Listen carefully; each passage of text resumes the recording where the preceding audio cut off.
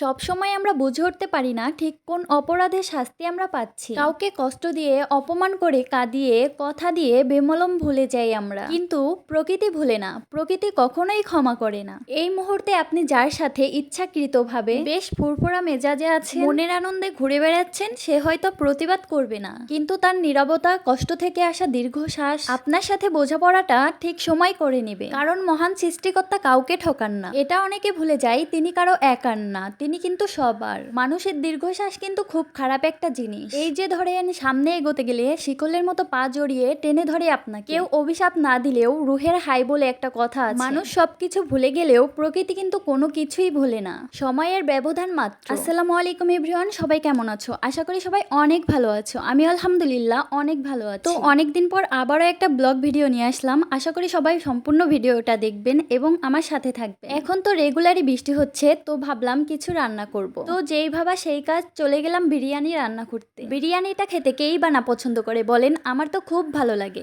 আর সেটা যদি হয় নিজের হাতের তাহলে তো আরো ভালো হয়। আসলে কারো হাতেরটার চেয়ে কেন জানি আমার নিজের হাতের বিরিয়ানিটা খেতে আমার খুবই ভালো লাগে। তো মাংসর মধ্যে সব মশলাগুলো দিয়ে আমি ভালোভাবে ঢেকে রাখলাম। 10 থেকে 20 মিনিট রাখার পর এবার আমি রান্না করতে শুরু করে দিব। আর হ্যাঁ, এই মাংসটার মধ্যে কিন্তু আমি একটুও পানি দিই নাই, অথচ এটার মধ্যে পানিও উঠে গেছে। এই তো মাংসটা সুন্দর করে কষানো হয়ে গেল। দেখেন কালারটা মাশাআল্লাহ অনেক সুন্দর এসেছে। মাংসটা নামিয়ে পাতিল বসিয়ে এর মধ্যে আমি তেল দিয়ে দিব।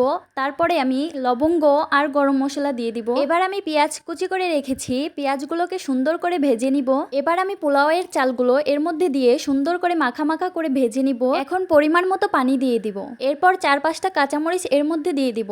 এখন সুন্দর করে ঢেকে রাখবো। আর এই দেখেন মাংসটা অনেক সুন্দর হয়েছে দেখতে। বলক আসার পরে আমি বিরিয়ানি মশলাটা দিয়ে দিব। তারপর কিছুক্ষণ পরে ভুনা করা মাংসটা আমি সুন্দর করে এর মধ্যে দিয়ে মিশিয়ে রাখবো। সবাইকে দাওয়াত রইল, চলে আসবেন কিন্তু। এই তো আজকের ভিডিও এই পর্যন্তই। সবাই ভালো থাকবেন, সুস্থ থাকবেন। আবারও আপনাদের মাঝে নিয়ে আসবো নতুন একটা ব্লগ ভিডিও। আল্লাহ হাফেজ।